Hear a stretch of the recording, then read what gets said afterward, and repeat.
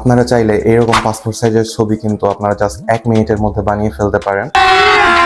अभी मजा आएगा ना भिड़ो। কোন একটা প্রিন্টিং দোকানে যে ফটো প্রিন্টিং পেপারে এই প্রিন্ট করলে পরেই কিন্তু আপনাদের পাসপোর্ট সাইজের ছবি কিন্তু হাতে পেয়ে যেতে পারেন। তাহলে চলুন দেখে নেওয়া যাক কিভাবে আপনারা এই পাসপোর্ট সাইজের ছবিগুলো আপনাদের মুঠোফোনের মাধ্যমে বানিয়ে ফেলতে পারেন।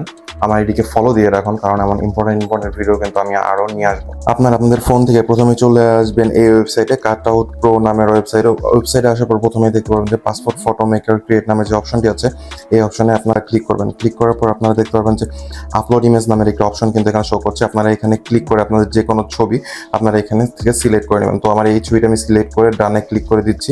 ডানে ক্লিক করে দেওয়ার পর একটু লোডিং হবে। লোডিং হওয়ার পর কিন্তু আপনাদের ছবিটি কিন্তু ব্যাকগ্রাউন্ড রিমুভ হয়ে যাবে। তো দেখতে পাচ্ছেন আমার ছবিটির কিন্তু ব্যাকগ্রাউন্ড রিমুভ হয়ে গেছে। এখন আপনারা এখান থেকে এই ড্রেস সেকশনে চলে যাবেন। ড্রেস সেকশনে আসার পর আপনারা এখানে দেখতে পারবেন ফর্মাল প্লাস সেমি ফর্মাল টাইপের অনেক কিছু ড্রেস কিন্তু এখানে রয়েছে। তো আমি আমার ফর্মাল টাইপের ড্রেসটি এখানে আমি সিলেক্ট করে দিচ্ছি। তোমার ড্রেসটা অ্যাডজাস্ট হয়ে যাওয়ার পর আমি আবার গ্রুপ সেকশনে চলে যাবো। চলে আসার পর এখানে ফটো স্পেসিফিকেশনে আমার এখানে আমি ক্লিক করে এখানে থেকে বাংলাদেশ পাসপোর্ট এটাই ক্লিক করে দিই। পেপার সাইজে এসে আমি আমার এখান থেকে A4 টাইপের ছবিটি কিন্তু ক্লিক করে দেবো। ক্লিক করে দেওয়ার পর ডান করে দিব। আমি ডান করে দেওয়ার পর আমার ছবিটি কিন্তু প্রসেসিং হবে। তারপর আমি এখান থেকে ডাউনলোড যে এইচডি অপশনটি দেখতে পাচ্ছেন, তো আমি ডাউনলোড এইচডি অপশনে ক্লিক করে দিব।